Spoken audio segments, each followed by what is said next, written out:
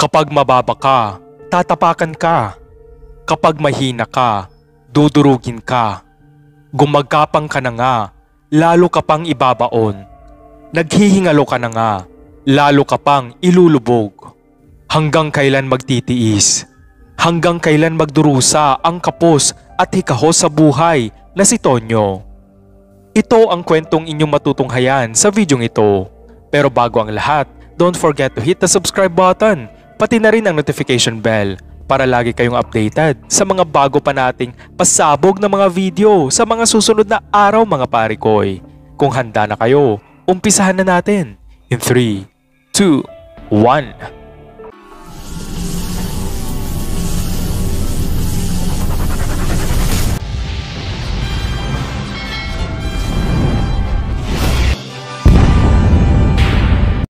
Mula noong pumanaw ang tatay ni Tonyo, ay siya na ang tumayong padre de pamilya.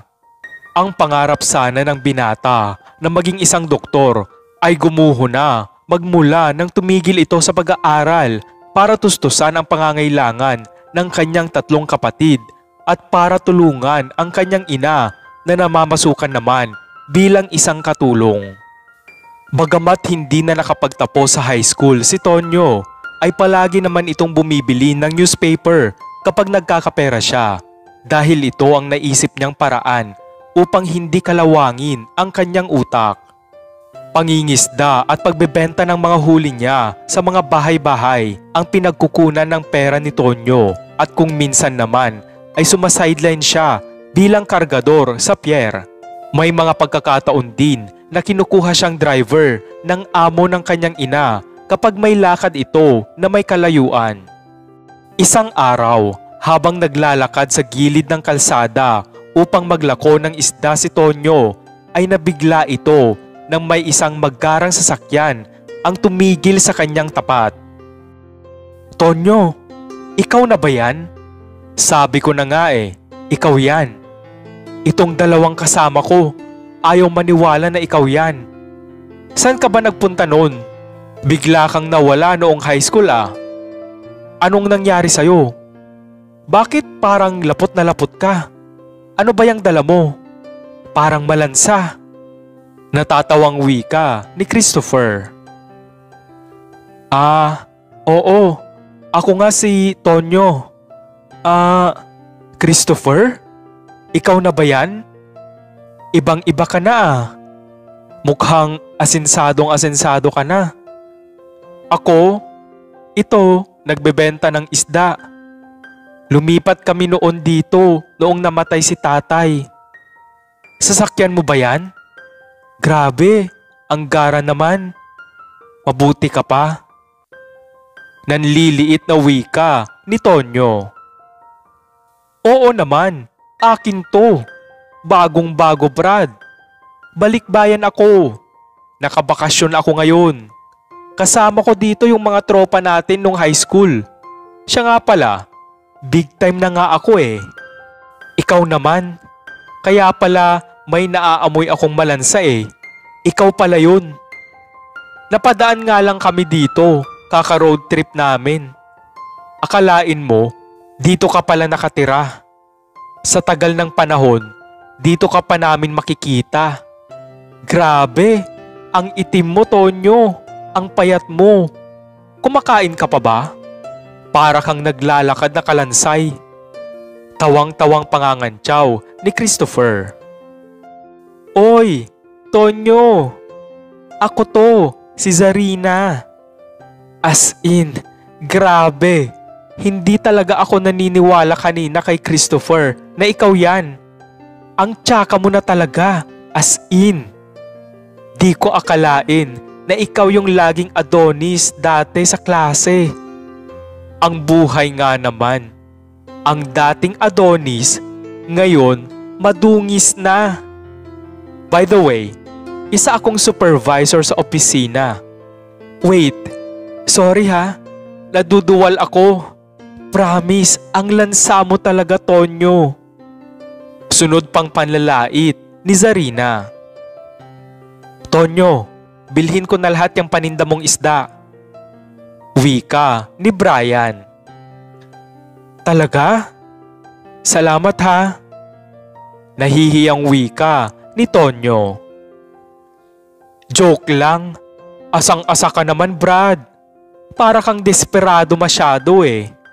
Sa tingin mo ba, papayag tong si Christopher na mga mo'y malansa ang bagong kotse niya? Isip-isip naman dyan oh. Huwag masyadong desperado na makabenta. Huwag mong sabihing nalalansaan ka na rin sa dala mo. Hindi ka ba sanay na amoy malansa ka, Brad? Humahalakhak na tugon ni Brian. Sige, mauna na ako. Naluluhang wika ni Tonyo dahil sa oras na iyon ay damang-dama na niya ang panliliit sa sarili at bigla itong naawa ng lubos sa kanyang kalagayan dahil sa mga narinig niyang pangangantsaw, panlalait at pangmamaliit ng mga dati niyang tropa at kaklase noong high school. Sa hapong iyon, habang nagpapahinga si Tonyo sa kanyang bahay na malapit sa dalampasigan, ay nagulantang siya nang marinig niya ang mga pamilyar na boses na tumatawag sa kanya habang kumakatok. Kaya agad na sumilip sa bintana ang binata at nakita niya ang mga dati niyang tropa noong high school na sina Christopher, Zarina at Brian na kanina lamang ay panay-panay ang pangmamaliit at pangangantsaw sa kanya. Oh, bakit kayo nandito? Paano nyo nalaman ang bahay namin? May kailangan ba kayo? Nagtatakang wika ni Tonyo. Sinundan ka namin kanina, kaya nalaman namin kung saan ka nakatira. Pasensya ka na kanina, Brad. Alam namin na nasobrahan namin ang biro namin sa'yo kanina. Kaya nandito kami para bumawi. Ito oh, may mga pasalubong kami para sa inyo ng pamilya mo. Na-miss ka lang siguro namin. Sorry na, Brad. Wika ni Christopher. Oo nga. Ito naman, nagtampo ka agad. Oh, huwag kang mag-deny. Halatang halata kanina na nabadtrip ka sa amin. Kaya umalis ka. Sige na, Tonyo. Forgive us na. Ang totoo, pogi ka pa rin naman. Umitim ka nga lang, pero gwapings ka pa rin. Adonis ka pa rin sa paningin ko. Promise. Panunuyo din ni Zarina. Brad, ito oh. Kunin mo na tong mga binili naming mga pagkain para sa inyo ng pamilya mo. Promise, next time, bibili na kami ng mga tinda niyong isda. Ang totoo nga niyan bilib na bilib ako sa'yo, Brad. Kasi marangal ang ginagawa mo para kumita. Saludo kami sa'yo, Brad. Sunod ding wika ni Brian. Wala yun. Sanay na ako. At saka, totoo naman lahat ng sinabi nyo sa akin eh. Hayaan nyo na yun. Hindi naman ako nagtampo. Grabe, ang dami naman nito. Nag-abala pa kayo. Pero sigurado ba kayo na para sa amin lahat to? Salamat ha. Tuloy kayo. Pasensya na kayo kasi maliit lang tong bahay namin. Wala din akong maialok na merienda. Naku, hindi ko kasi alam na pupunta kayo. Mabuti pa, itong mga dala nyo na lang ang meriendahin nyo. Tsaka siguradong hindi naman kayo kumakain ng mga pagkain na meron dito. Saglit, bibili ako ng soft drinks. Nahihiya at natatarantang tugon ni Tonyo. Brad, relax ka lang. Huwag ka nang mag-abala. Busog pa kami. Kakakain lang namin bago kami pumunta dito. Teka, nasan pala ang pamilya mo? Bakit mag-isa ka lang dito sa bahay nyo? Wika ni Christopher. Ang mga kapatid ko nasa eskwelahan. May pasok sila. Ang nanay ko naman namamasukan bilang kasambahay. Kaya mag-isa ako ngayon. Sagot ni Tonyo. Sakto, may pagkain na sila pagdating nila mamaya.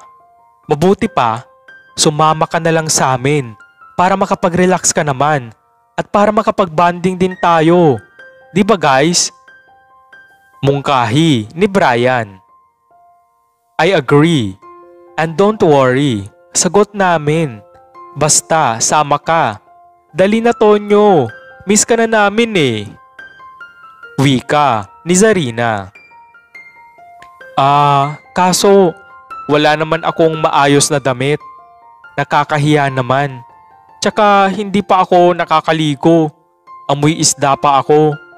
Huwag na, nakakahiya talaga. Hindi naman ako sanay sa mga lugar na pinupuntahan nyo. Nanliliit na sagot ni Tonyo. Ayos lang yan. Place ko naman yung pupuntahan natin. Walang ibang tao doon. Tayo-tayo lang, di ba guys? Ayaw din namin ng madaming tao pag nagbabanding kami. Food trip lang tayo doon. Promise. Tara na, ngayon lang to. Malapit na akong bumalik sa abroad. Itong dalawang ito, lagi kami nagkikita tuwing nagbabakasyon ako. Pero ikaw, ngayon ka lang namin makakasama. Tara na Brad. I will not take no for an answer. Pamimilit ni Christopher. Hoy, English yun. Itagalog mo para magets ni Tonyo. Oops, joke lang. Joke lang yun ha, okay? Nakangiting panunutil ni Zarina. Huwag mo nang pansinin si Zarina, Brad. Palabiro talaga yan. Ito ang isipin mo. Isa pang dahilan kaya gusto ka naming makasama ay dahil matutulungan ka ni Christopher sa problema mo sa pera. May ibibigay siyang trabaho sa'yo na tiyak nakikita ka ng malaki. Mabilis kang makakaipon dito, Brad. Tignan mo kami. Magiging kasing big time mo na kami. Matutupad mo lahat ng pangarap mo para sa pamilya mo. Wika ni Brian. Talaga? Sige na nga. Magbibihis at maghihilamos lang ako saglit. Masayang wika ni Tonyo. Dahil sa sinabi nilang tutulungan nila si Tonyo na magkaroon ng trabaho na may malaking kita, ay napapayag nila ang pobreng binata na sumama sa kanila at hindi nagtagal ay sumakay na silang lahat sa kotse ni Christopher. Parang napapalayo na tayo ah. Saan ba tayo pupunta? Wika ni Tonyo. Doon tayo pupunta sa secret place naming tatlo. Basta pag ayaw namin ng mga istorbo, dinadala ko sila sa man cave ko. Mga espesyal na tao lang ang pinapapunta ko doon. Isipin mo, isa ka sa mga isasama ko doon. Ibig sabihin, espesyal ka Brad. Siyempre, magtotropa tayo eh. Tugon naman ni Christopher. Pagdating nila sa secret place ni Christopher, ay hindi makapaniwala si Tonyo sa kanyang nakita dahil ito pala ay isang bahay kubo na tila luma na at nakatayo sa gitna ng tagong kagubatan. Pasensya na guys, kasi matagal akong hindi nakapunta dito sa secret place ko, kaya madumi at medyo madami ng sira. Balak ko ngang iparenovate to eh. O siya, ilabas na ang alak at pulutan. Let's party! Malakas na wika ni Christopher. Bakit nga pala dito ka nagpagawa ng kubo, Brad? Nagtatakang wika ni Tonyo. Ano ka ba? Ini-small mo ba ako? Alam mo ba, Brad? Nabili ko yung 1 hektarya ng gubat na to. Bala ko kasing magpatayo ng resort. Pero hindi pa kasi nagkakasundo sa presyo. Kasi balak kong bumili pa ng 2 hektarya. Kaya sa ngayon, ginawa ko munang secret place ko to. Surprise ko to sa pamilya ko. Kaya kayo pa lang ang may alam sa balak kong magpatayo ng resort. Pagmamayabang ni Christopher. Kaya hindi ka nagkamali sa pagsama sa amin, Tonyo. Dapat sa kagaya naming mga big time ka sumasama para mahawaan ka namin ng swerte. Alam mo ba na next month, ipapadala na ako ng pinapasukan kong company sa branch namin sa Australia. Kasi doon ako ititrain para maging project manager dito sa bansa. See? I'm so smart kaya. Pagmamalaki naman ni Zarina. Ako nga, isa na akong IT specialist at consultant.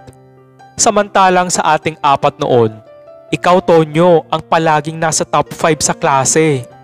Kaming tatlo, hindi pinapansin sa school. Ikaw lang ang kilala nila. Tapos kami, itchapwera palagi. Di ba?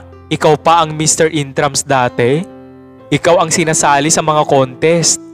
Pero ngayon, look at you. And look at us. Ang layo, di ba? Nasa paanan na namin ngayon ang dating tinitingala noong high school. Dahil dyan, cheers! Kampay na! Pangmamata din ni Brian. Kaya nga, buti pa kayo. Pero masaya ako sa mga narating nyo.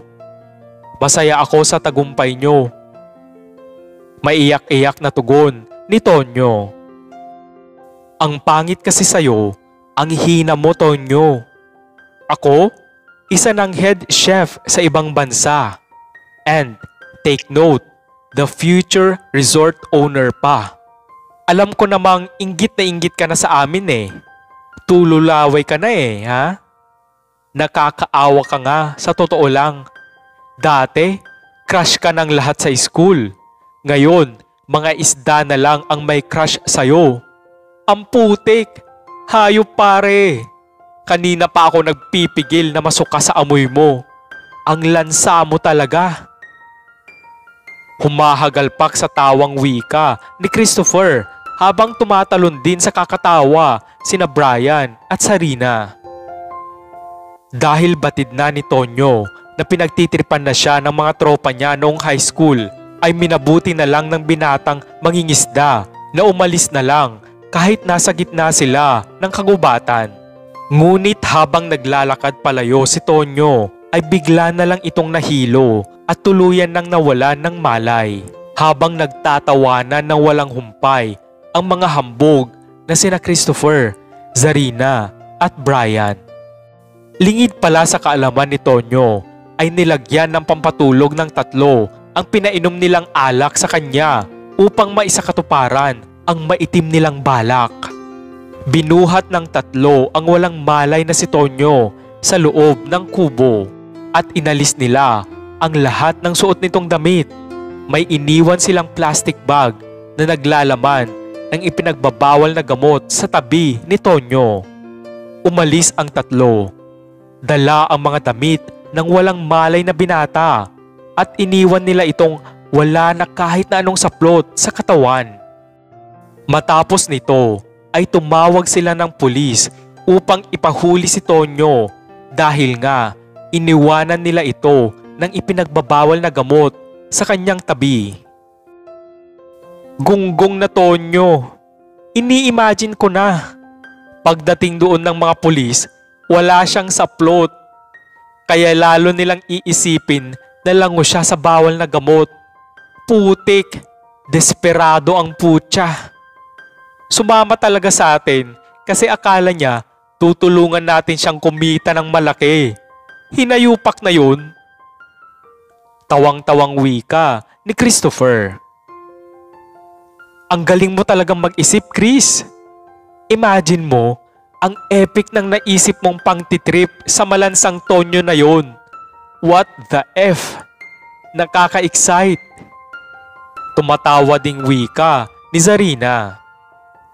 Ini-imagine ko nga kung anong reaction niya, no? Pagising niya, nasa kulungan na siya, nahubot-hubad. Shit! Ayoko na sa Earth. Hindi na ako makahinga kakatawa. Epic! Hayop! Kumahagalpak sa tawang wika pa ni Brian. Lumipas ang ilang araw at pinatawag ng boss nila sa kanyang opisina sina Christopher, Zarina at Brian. Sir, pinatawag niyo daw po kami.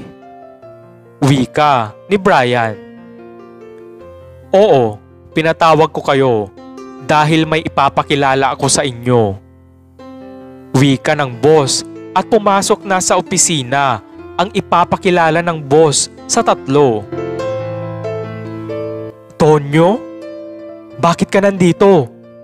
Dapat nasa kulungan ka ah. Paano nangyari to? Kinikilabutang wika ni Christopher. Tumakas ka sa kulungan? Wika ni Zarina habang nanlalaki ang kanyang mga mata. Sir, kriminal po yan. Paano niyo po siya nakilala? Malakas na wika ni Brian. Oh, bakit ganyan ang mga paratang ninyo kay Anthony? By the way, he is my son. Siya at ang mga kapatid niya ang magmamana sa lahat ng mga negosyo ko. Sa madaling salita, ay boss niyo din siya. Sa wakas, tinanggap na rin ni Anthony ang alok ko sa kanya na magkaroon na ng posisyon sa kumpanya ko. Nakangiting wika ni Mr. Montisilio. Gulat na gulat kayo ah. Relax lang kayo. Ako lang to si Tonyo na isang hamak na malansang mangingisda. Diba? Nakangising wika ni Tonyo. Tama, ang tatlo pala ay magkakatrabaho sa isang factory at ang lahat na ibinida nila kay Tonyo ay pawang mga kasinungalingan at tanging pagmamayabang lamang sa dati nilang tropa at kaklase noong high school. Ang totoo pala ay company driver si Christopher at regular na mga factory worker naman si Nazarina at Brian. At ang boss nila na may-ari ng kumpanya na pinapasukan nila ay ang magiging stepfather ni Tonyo na si Mr. Montisilio.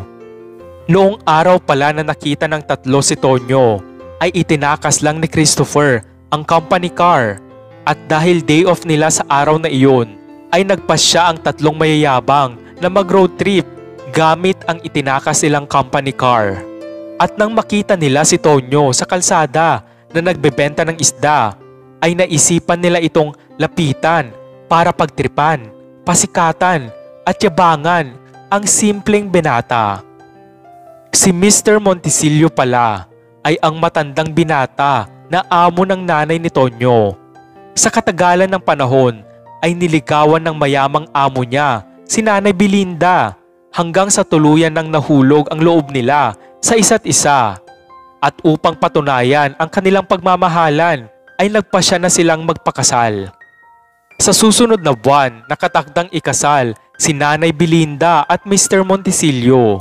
At habang hindi pa sila ikinakasal, ay tumanggi pa noon si Tonyo na tanggapin ang alok ni Mr. Montisilio sa kanya na isang posisyon sa kanyang kumpanya dahil nahihiya ang binata at ayaw niyang isipin ng magiging asawa ng kanilang ina na sinasamantala niya ang kabaitan nito.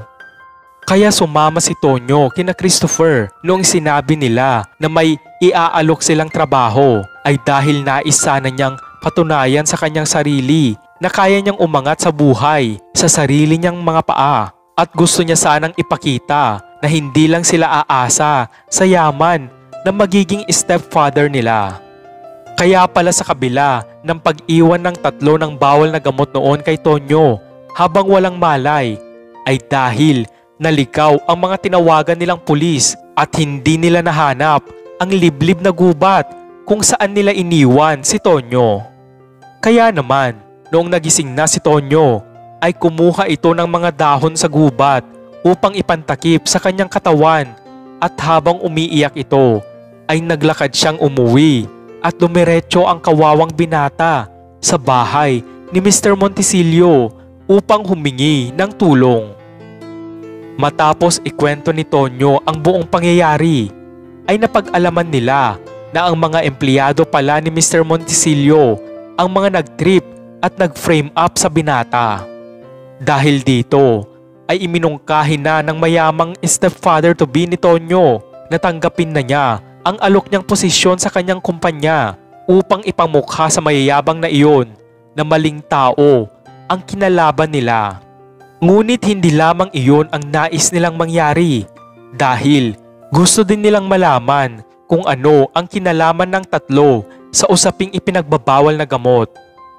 Dahil dito ay tinawagan ni Mr. Montisilio ang kumpare niyang pulis at nakipag-ugnayan sila para lihim na alamin ang tungkol dito. Ibinigay ni Mr. Montisilio ang mga detalye ng tatlo at lihim silang sinundan ng mga asset ng pulis upang kumalap ng mga ebidensya. Christopher, Zarina, Brian, huwag kayong mag-alala dahil hindi ko kayo gagantihan sa ginawa nyo sa akin. Hahayaan ko ng karma ang bumawi para sa akin. Pero may sorpresa ako sa inyo. Pasok na po kayo. Nakangiting wika ni Tonyo. At pumasok na nga ang mga pulis para huliin ang tatlo. Kapkapan niyo po sila, sir. Narinig ko sila kanina na nag-uusap. Palagi silang may dalang bawal na gamot sa bulsa nila dahil gumagamit sila tuwing break nila sa trabaho. Wika ni Tonyo. At totoo nga ang sinabi ni Tonyo. Nahulihan din ang tatlo ng bawal na gamot mismo sa kanilang mga bulsa. Kaya naman, wala na silang kawala at tuluyan na silang isinama ng mga pulis sa kulungan.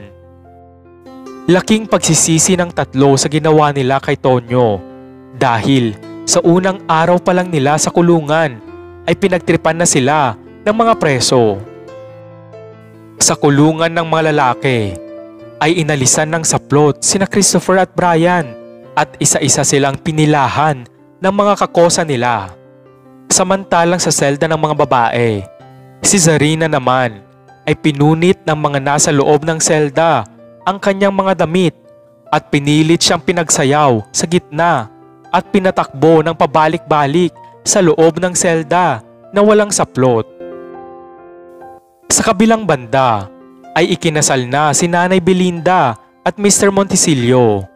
Pinag-aral nila si Tonyo at sama-sama na silang namuhay ng masaya bilang pamilya at itinuring din ni Mr. Montisilio na parang tunay na mga anak sina Tonyo at kanyang mga kapatid.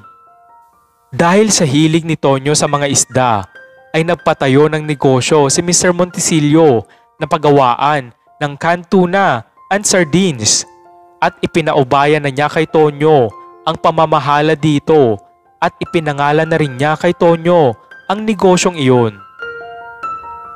Salamat muli mga pare koy. Kung nagustuhan nyo ang videong ito ay wag na kayong mahiya na magbigay ng isang like.